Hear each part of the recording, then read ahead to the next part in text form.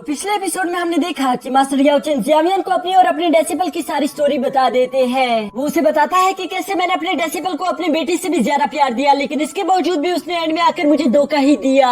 ये सुनकर जियावियन को काफी ज्यादा गुस्सा आ गया था, लेकिन साथ ही साथ वो मास्टर याओ चेन से कहते हैं कि आप मुझ पर पूरी तरह से यकीन कर सकते हो। मैं आपसे वादा करता हूँ कि मैं अपनी पूरी जिंदगी में आपको कभी भी किसी के सामने शर्मिंदा होने नहीं दूंगा। जिस पर मास्टर याओ चेन उसे कहते हैं कि हाँ, मुझे तुम पर पूरा भरोसा है। और इसके बाद एपिसोड के लास्ट में हमने देखा कि वो दोनों कनान कॉलेज की तरफ निकल चुके थे। अब आगे तो नेक्स्ट एपिसोड बिल्कुल उसी सीन से शुरू होता है जहाँ जियावियन अपनी पर्पल विंग्स की मदद से कनान कॉलेज की तरफ उड़ता हुआ जा रहा था। तभी मास्टर याओ चेन रास्ते में उससे कहते हैं कि अब हम कनान कॉलेज की काफी ज्यादा करीब पहुंच चुके हैं, तो इसलिए मैं तुमसे कहना चाहूंगा कि तुम्हें अपनी पर्पल विंग्स को क्लोज कर लेना चाहिए, क्योंकि वो जगह सिटी ऑफ पीस से मशहूर है। और ये ना हो कि वो लोग तुम्हारे पर्पल विंग्स देखकर तुम्हें गलत समझ ले, जिसकी वजह से तुम्हें मुश्किलों का सामना करना पड़ सकता है। यहाँ अपने मास्टर की ये सारी बातें सुनकर हम देखते कि जियावियन फौरन से नीचे उतर आया था, जिसके बाद वो पैदल ही कनान सिटी की तरफ रवाना हो जाता है। यहाँ कुछ देर बाद हम देखते हैं कि आखिरकार वो कनान सिटी के एंट्रेंस गेट पर पहुंच चुका था, जहां ऑलरेडी बहुत सारे लोग मौजूद थे।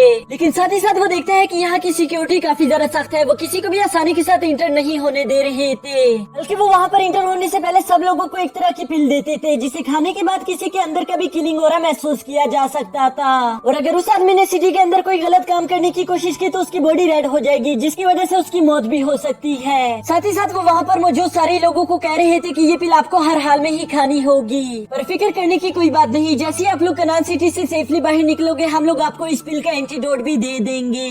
जिसकी वजह से वहाँ पर मौजूद वो लोग बिना कुछ कहे पिल खाना शुरू कर देते हैं। लेकिन जब जियावियन की बारी आती है तो वो इस पिल के लिए साफ साफ मना कर देता है। वो कहता है कि मैं यहाँ का एक डेसिबल हूँ, तो इसलिए मुझे ये पिल खाने की कोई जरूरत नहीं। जो सुनकर वहाँ पर मौजूद इंचार्ज भी उसके पास आ गया था। उससे कहता है कि तुमने कहा कि तुम यहाँ के एक डेसिबल हो, तो ये बताओ कि तुम्हारी उम्र क्या है, नाम क्या है और तुम किसके स्टूडेंट थे। जिस पर जियावियन बताता है कि मेरा नाम है जियावियन, मेरी उम्र 18 साल है और इसके अलावा मैं मास्टर रियोलिन का स्टूडेंट था। ये सुनकर तो वो इंचार्ज काफी ज्यादा शॉक हो गया था और वो कहता है तो अच्छा तुम हो वो गामा एम्पायर वाले लड़के, तुम्हारे बारे में यहाँ पर बहुत सारी बातें चलती रहती है। जबकि वहाँ पर मौजूद बाकी के लोग भी इसी बारे में बात कर रहे थे, तो अच्छा ये है वो लड़का।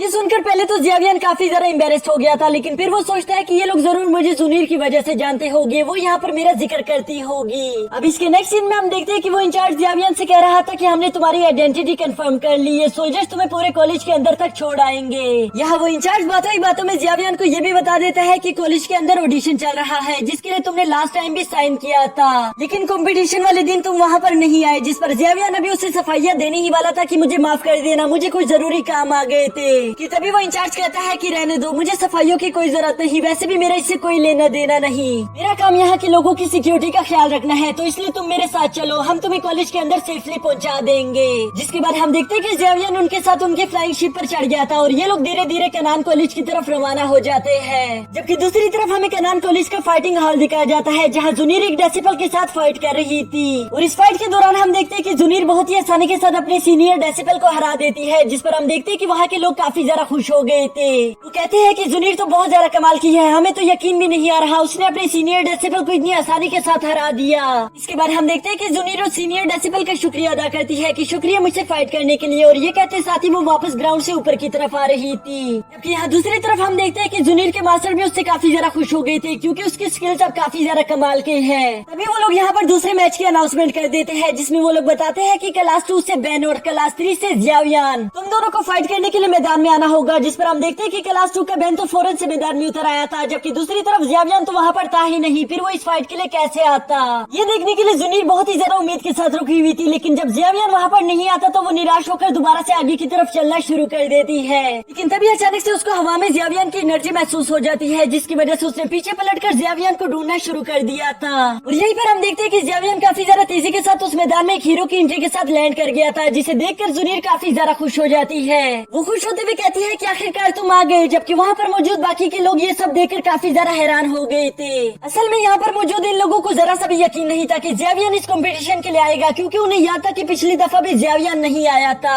जबकि हमारी जुनीर को हमेशा से यकीन था कि जियावियन इस फाइट के लिए जरूर आएगा, और उसकी बात यहाँ पर सच भी हो जाती है, क्योंकि जियावियन आखिरकार वहाँ पर आ गया था। यहाँ मैदान में दुआ हटने के बाद हम देखते हैं कि जियावियन अपने ओपिनियन के सामने खड़ा था। उसके चेहरे पर जरा सा भी डर नहीं था, बल्कि उसके अलावा उसके चेहरे पर एक छोटी सी मुस्कान होती है। और इसी के साथ हमारा ये एपिसोड भी यहीं पर खत्म हो